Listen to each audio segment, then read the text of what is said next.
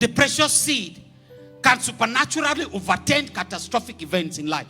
So do you remember? Yeah, that story is in 2 Samuel. It is said that Israel was controlling Moab. Now Moab are the descendants of Lot. Do you know Lot in the Bible? Lot was Abraham's nephew. He went somewhere and settled in the land called Moab, and he formed the Moabites. You want to also know that Ruth in the Bible was a Moabite. Ruth eventually became the great-grandmother of David, from which Jesus Christ came. Are you saying some things now? So the Moabites are related to the Israelites. They were nephews to Abraham and therefore relatives to the Israelites. But the Israelites, when they were leaving Egypt, going to the promised land, God had warned them not to take the land that belongs to the Moabites because they are their relatives. But the Israelites did not listen. They went and occupied the land that the Moabites were living in and made them slaves. So it came a time when the Moabites decided to rebel against the Israelites. But before that, let me just go back again. How many of you like Bible stories? Because the Bible comes alive to you. Do you remember in the book of Numbers, and maybe we'll go to Numbers first.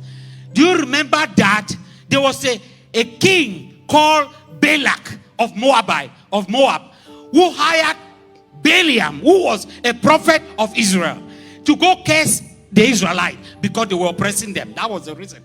So the Moabites in the past have tried to use a prophet called Balaam, a corrupt prophet at that one, to curse Israel.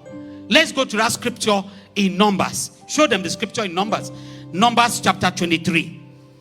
Let's see what happened. Balaam tried 3 times to curse the Israelites at the command of the Moabite. Each time he opened his mouth to curse Israel, it was a blessing that came.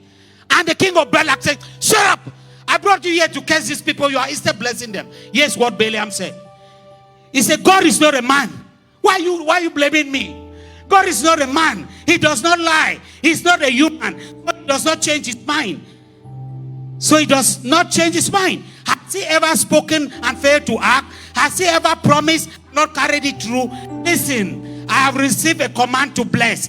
God has blessed and I cannot reverse it. These people you are trying to curse, asking me to curse, they cannot be cursed because God has blessed them. Can't you see that?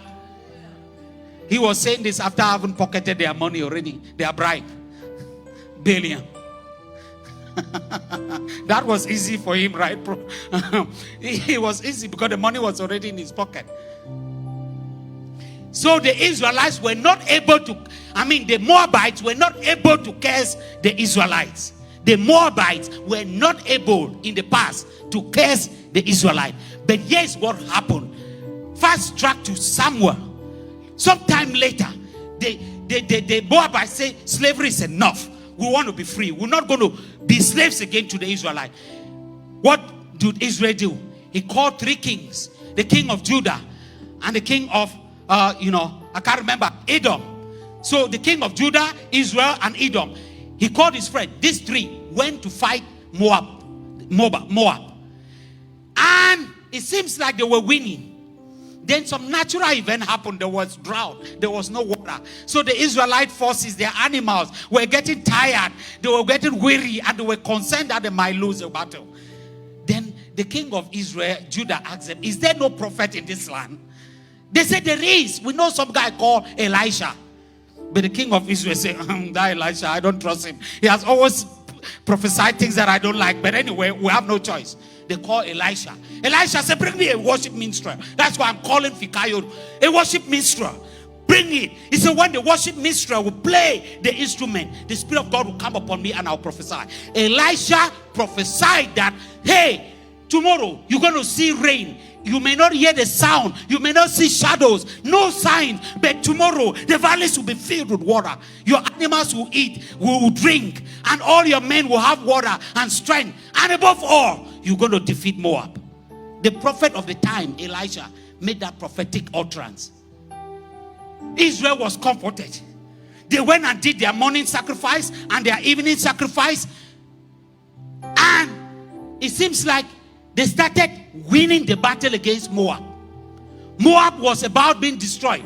Now the king of Moab asked, is there no weak link? I'm giving you the whole Bible without you reading it. He says, is there no weak link for us to get and defeat these people? They say, it might be through Edom. Let's try through Edom. They tried, they fight, they couldn't succeed.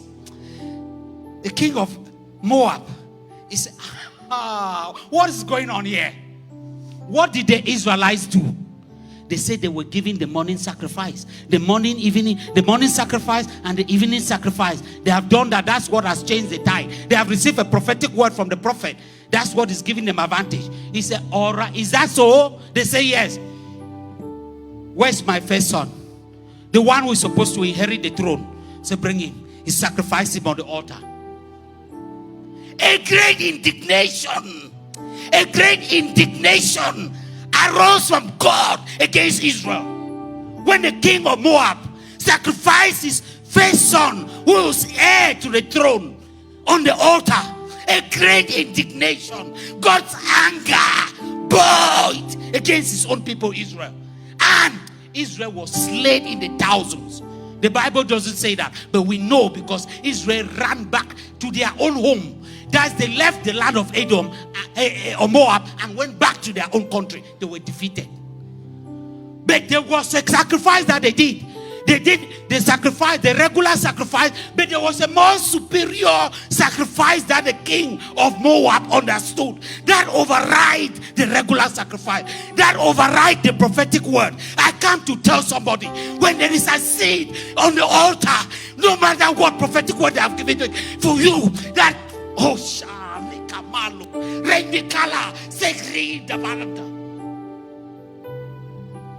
some of you are hanging on some prophetic word. Somebody can override it with something else. That's why some of the delays you are experiencing. That's why you experience some delays. You've done all that you do. You've given all your time. You serve all you want. But nothing is changing. There is an altar. Believe me or not, it's working for me. And I cannot live what works.